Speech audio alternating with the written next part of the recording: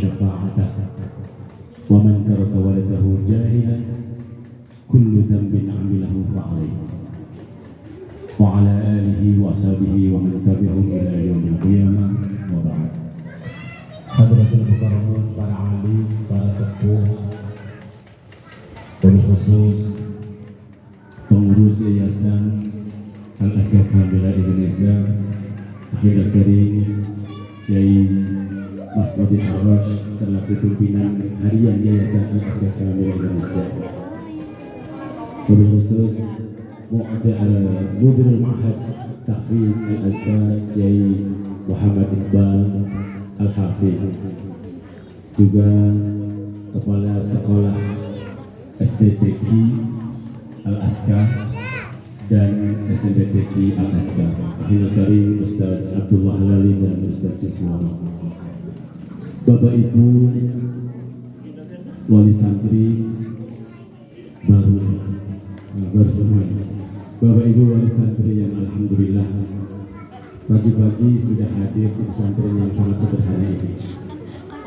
Mudah-mudahan langkah Bapak Ibu dari rumah sampai ke pesantren ini dicatat oleh Allah sebagai amalan saleh.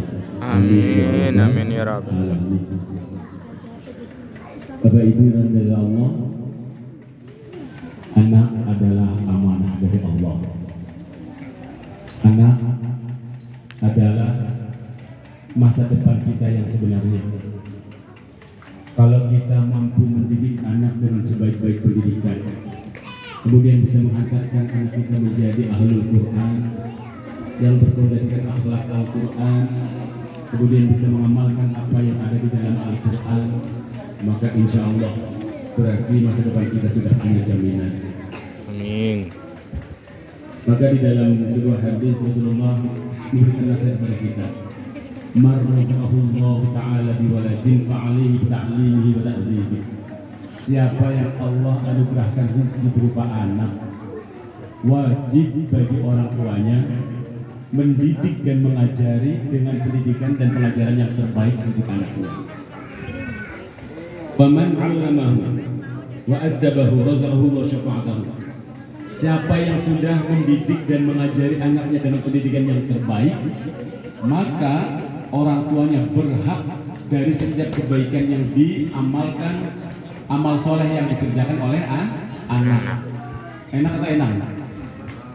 Kalau orang tua sudah berhasil mendidik, mengajari anak sampai benar-benar pinter, soleh dan soleha, bisa ngaji, tahu kefiah ibadah, akhlaknya bagus, semuanya bagus, maka setiap amal kebajikan yang dilakukan oleh anak, orang tuanya panen.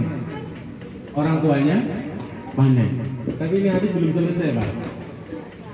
Hadis ini belum selesai. Wa man taraka waladahu jahilan. Siapa yang dianugerahkan rezeki anak, tapi anaknya jahilan. Jahilan itu apa, Pak? Jahil itu apa? Bodoh. Bodoh apa nggak sekolah? Sekolah. Disekolahin dari SD, bahkan sebelum SD. Apa itu? AO, TK. Sebelum TK itu. Sebelum TK udah setahun.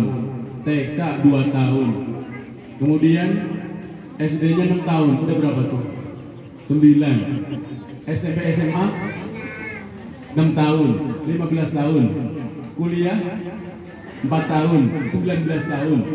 Tapi si anak kok misalnya nggak bisa baca Quran, nggak tahu wudu, nggak tahu sholat, nggak tahu akhlak yang baik, yang benar seperti apa, nggak tahu hukum-hukum agama, maka kategorinya walaupun sekolah 19 tahun jahilan.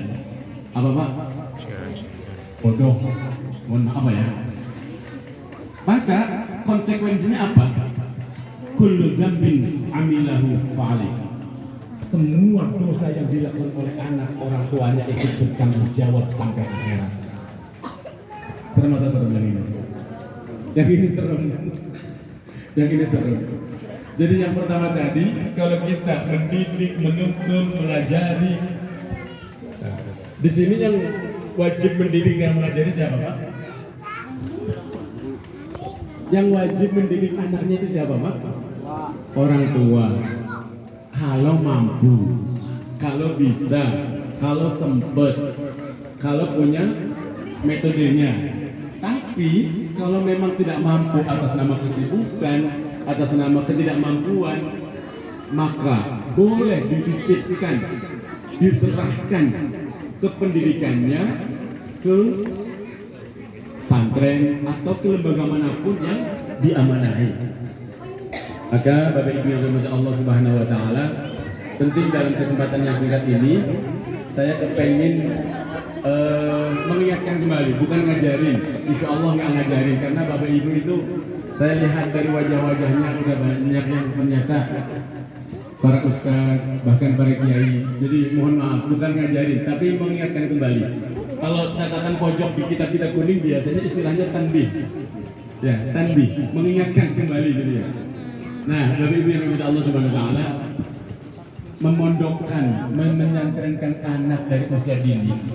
Saya ingin kasih tahu, yang harus dipondokkan lebih dulu itu hatinya emak bapaknya. Halo? Mondokin anak di usia dini, di usia SD, yang harus dimondokin lebih dulu adalah hati emak bapaknya, abi uminya lebih dulu. Karena apa? Saya kasih tahu Bapak Ibu ya Allah, kalau putra putri Bapak Ibu sudah di pesantren, mungkin sehari dua hari saja, ya mau ditinggal nangis, itu wajar. Kalau nggak nangis namanya nggak seru. Kalau nggak nangis nggak seru. Ya ditinggal, ya nangis paling beberapa jam, nggak sampai berjam-jam, apalagi harian, nggak ada judulnya.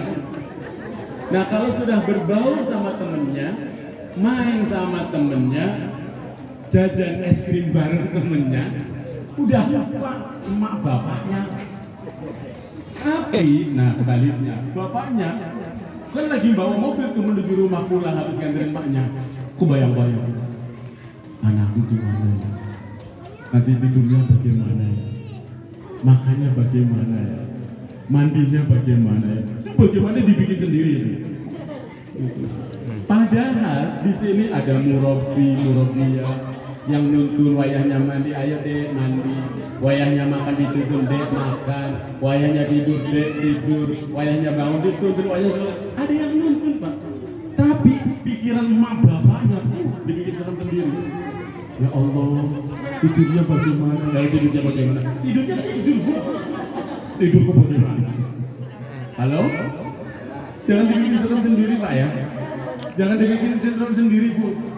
Oh Bapak Ibu, putra putrinya di sini tuh diserahin di tempat yang insya Allah. Walaupun masih banyak kekurangan, kami tidak membantah. Tapi insya Allah dijaga betul sama murabbi dan murabbiyah. Bukan hanya dijaga, dididik, dibimbing. Yang sudah tahu huruf alhamdulillah, yang belum masih nol banget pun dituntun sampai kemudian benar-benar tahu Al-Quran insya Allah. Jadi yang pertama dan yang paling utama, kepada bapak ibunya, abi uminya, belajarlah menata niat ketika mau menyantrenkan anak. Niatnya apa? Bismillah, naruh anak pesantren untuk membangun akhlakul karimah yang ada pada diri anak kita sebagai amanah dari Allah Subhanahu wa taala. Niat mencari bekal ilmu agama yang baik, berkah, manfaat, serta belajar mengamalkan sedikit demi sedikit ilmu yang dipelajari untuk anak-anak kita. Sekali lagi saya ingatkan, jangan menitipkan anak di pesantren layaknya ngebuang anak. Jangan sampai salah niat. Kadang maaf, bukan di sini ya, di sana-sana itu ada orang tua itu pesantren itu kayak tempat buang anak Pak. Awas ya kalau nakal tak pesantren ini.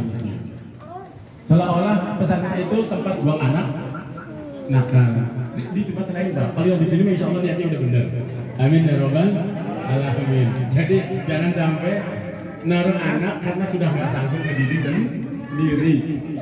Niatnya itu tadi, untuk membangun akhlak karimah kepada anak dan mencarikan bekal ilmu yang manfaat dunia akhirat untuk anak-anak kita. Yang kedua, benar-benar belajar titip, Pak.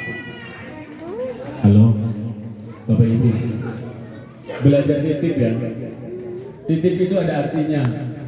Titip itu hurufnya 5. Titip. T yang pertama, teguhkan tekad. Kuatkan harapan agar anak-anak kita tetap menjadi pribadi yang ahlul ilm, ahlul Quran, dan berakhlakul karimah. Teguhkan tekad yang mantap. Bismillah. Naruh anak di pesantren sejak usia dini. Yang kedua, hurufnya apa? I. Ikhlaskan niat. Ikhlaskan niat. Karena anak-anak ini amanah dan titipan Allah yang memang akan dipertanggungjawabkan di hadapan Allah. Maka bismillah, yang ikhlas menitipkan anak. Yang ketiga, hurufnya apa? Kayak lagi, titik T. Tega. Tahu Bu? Tega Bu, Pak. Tega. Tega apa? Melepas buah hati kita sejak usia dini, jauh dari rumah. Untuk apa? Melatih kemandiriannya yang pasti akan bermanfaat untuk masa depannya. Itu pasti. Dan tidak ada tempat yang paling baik membentuk karakter anak, Pak, hari ini kecuali pesantren. Mau pesantren mana saja itu insya Allah baik. Karena yang paling nyata dunia pesantren itu yang paling nyata adalah menyelamatkan anak-anak dari ini, Pak, setan gepeng. Ini Pak, ini apa? Setan gepeng. Ya, apa ya? Setan gepeng. Coba anak-anak kita kalau di rumah, anteng kalau udah seperti saking antengnya anak-anak kita kalau udah pegang setan gepeng, disuruh nggak mempan, egois. Ini anak-anak kita kan, disuruh itu susah, dipanggil aja kalau nggak dengar, karena tersumbat telinganya sama setan gepeng. Insya Allah kalau di pesantren kan memang dilarang. Bukannya nggak boleh, bapak ibu dulu nggak kenal HP, sekarang HP baru ada, udah pintar semua. Dikit-dikit upload status, goreng tempe di foto, goreng teri di foto, kemana di foto. Jangankan dandan di foto. Itu emak-emak di tempat lain. Insya Allah di sini mah sama ternyata. Ya Allah, paling tidak anak-anak kita terselamatkan dari ini. Subhanallah. Jujur hari ini anak-anak kita itu lebih cerdas daripada orang tuanya ketika membuka file-file yang ada di aplikasi yang ada di dalam HP. Sementara saya lihat sendiri yang namanya iklan, maaf, pornografi bebas ditayangan. Anak kita di usia dini sudah disodori dengan hal-hal yang tidak layak dilihat oleh anak-anak di usia SD. Paling tidak dengan anak kita di pesantren sudah terselamatkan dari poin itu. Jadi tega ya Pak ya. Yang kedua, melepas buah hati kita di usia dini, jauh dari rumah, melatih kemandirian yang insya Allah pasti bermanfaat untuk masa depan. Kemudian huruf yang keempat, titik lagi. Apa itu? Istiqomah dalam mendoakan anak yang belajar di pesantren, bapaknya yang cari duit, emaknya yang rajin tahajud, emaknya rajin puasa sunnah, emaknya rajin duha. Ustaz kok emaknya doang? Kan bapaknya bisa cari duit. Membela para bapak-bapak ya. Halo? Bapak-bapaknya dibelanya. Iya. Kok emaknya, doa emak itu lebih dahsyat. Doa ibu itu udah luar biasa. Coba di hadisnya. Siapa yang layak dan patut untuk hormat dan azimi? Kata Nabi, ibumu. Terus apa lagi? Ibumu. Siapa lagi yang Rasul? Ibumu berapa yuk? 3 kali. Yang baru 4 banding 3 banding 1. Berarti doa itu lebih luar. Mangke ngantos sini kan. Ada kerjasama yang baik antara anak kita yang di pesantren, pengasuh yang mendidik, yang ngajar, dan bapak ibunya yang rajin istiqomah mendoakan. Beda loh Pak Ibu. anak-anak yang dipesantrenkan di sini atau di mana saja, yang ibunya rajin jawab, bapak ibunya rajin jawab, cepet loh. Ngapalin Kentut betul. anaknya nurut, anteng. Ya namanya anak dunia main. Pecicilan ya memang begitu, kalau nggak pecicilan namanya bukan anak-anak, Pak. Ya, makanya saya nggak heran kalau ada orang tua yang bilang, Ustadz, iya, anak saya makan, iya di depanmu, iya kan? Kalau di belakangku kayak gangsing, kalau di belakang kayak gangsing. Oh subhanallah, oh tukang aja kadang capek. Malu buatan wonten sing niku. Pindah sendiri gitu, karena dibantuin pindahin. Anak kecil. Jadi itu anak-anak kita. Loh, Aziz kok betah ya? Anak saya dua di rumah gabungnya segitu. Kok di sini sampai ratusan? Kok betah? Justru kalau saya nggak ada anak-anak, saya nggak betah. Kalau nggak ada anak-anak, nggak betah. Buktinya kalau Lebaran, berasa sunyi di sini. Ya Allah, teriakan-teriakan yang biasa. Oh, ada orang bikin pusing. Saya mah bikin asik nih. Alhamdulillah, karena saya seneng dunia anak. Lihat anak-anak yang dulunya nggak ngerti huruf, tahu huruf, yang nggak bisa baca, setelah bisa baca, bisa ngapalin. Subhanallah, ada kenikmatan yang tidak bisa ditukar dengan materi dunia anak. Setelah itu, monggo silahkan. Itu adalah putra-putri Bapak Ibu. Dilanjutkan ke pesantren mana, dilanjutkan ke sekolah mana. Tapi satu yang saya minta dari Bapak Ibu semua, kalau nanti udah titip, huruf yang keempat itu apa sih? Yang kelima yang terakhir? Ya, pasrahkan kepengasuhannya kepada guru, kepada kiai, kepada pengasuh di sini sepenuh rasa. Sepenuh rasa apa? Yakin dan husnudzon. Anak ditinggal di pesantren itu untuk menimba ilmu, bukan seperti Nabi Ismail alaihissalam yang ditinggal Nabi Ibrahim di gurun tandus tanpa pepohonan.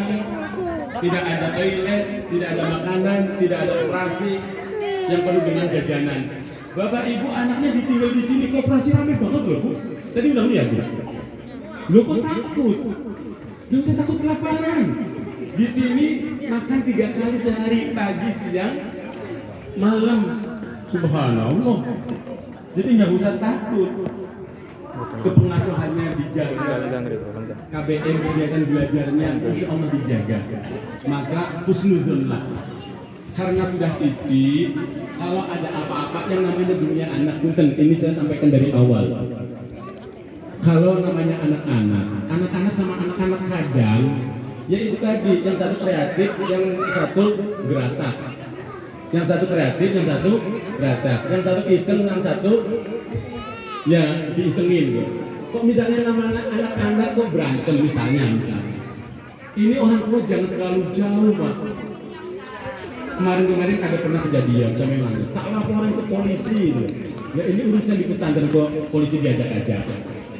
Ya diselesaikan di dalam pesantren.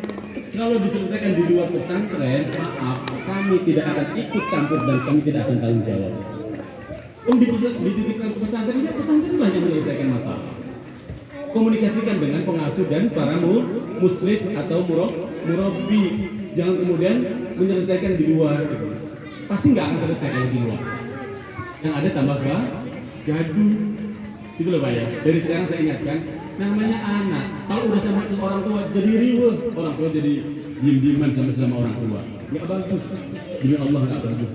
Jadi udah titip bismillah. Kami insya Allah selama anak ini di sini kami bertanggung jawab dalam pengasuhannya, dalam KBM-nya, semuanya. Beda kalau sudah di rumah, ya udah kembali tanggung jawabnya orang tua. Nah jadi akhir kami mohon betul, nah ini udah mulai serius. Kalau tadi bantu